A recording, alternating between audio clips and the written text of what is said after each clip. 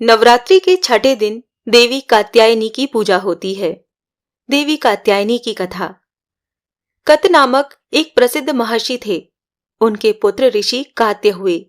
इन्हीं कात्य के गोत्र में विश्व प्रसिद्ध महर्षि कात्यायन उत्पन्न हुए थे।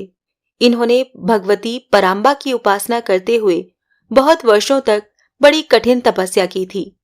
उनकी इच्छा भी थी कि मां भगवती उनके घर पुत्री के रूप में जन्म लें। मां भगवती ने उनकी ये प्रार्थना स्वीकार कर ली। कुछ समय पश्चात जब दानव महिषासुर का अत्याचार पृथ्वी पर बढ़ गया, तब भगवान ब्रह्मा, विष्णु, महेश तीनों ने अपने अपने तेज का अंश देकर महिषासुर के विनाश के लिए एक देवी को उत्पन्न किया। महर्षि कात्यायन ने सर्वप्रथम इनकी पूजा की। इसी कारण से ये कात्यायनी कहलाईं। ऐसी कथा भी है कि महर्षि कात्यायन के वहां पुत्री रूप में उत्पन्न हुई थीं।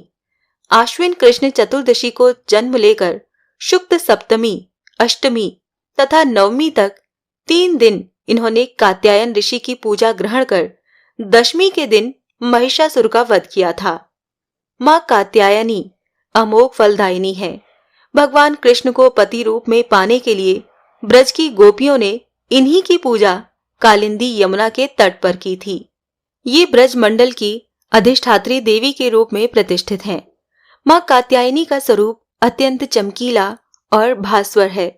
इनकी 4 भुजाएं हैं। इनके दाहिनी तरफ का ऊपर वाला हाथ अभय मुद्रा में तथा नीचे वाला वर मुद्रा में है। बाईं तरफ के ऊपर वाले हाथ में तलवार और नीचे वाले हाथ में कमल पुष्प सुशोभित है। इनका वाहन सिंह है।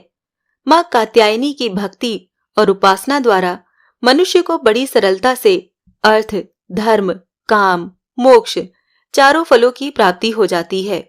वो इस लोक में स्थित रहकर भी अलौकिक तेज और प्रभाव से युक्त हो जाता है।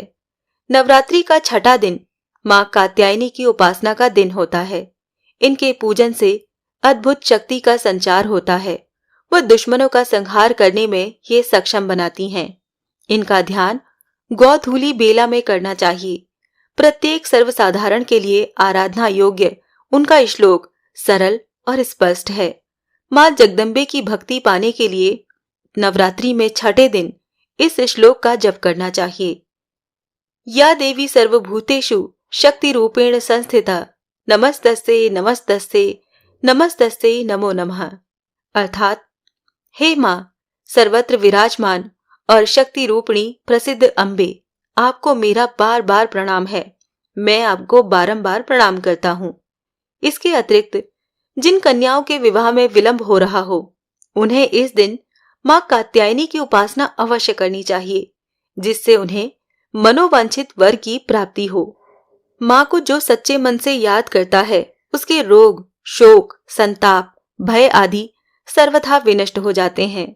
जन्म जन्मांतर के पापों को विनष्ट करने के लिए मां की शरणागत होकर उनकी पूजा के लिए तत्पर रहना चाहिए।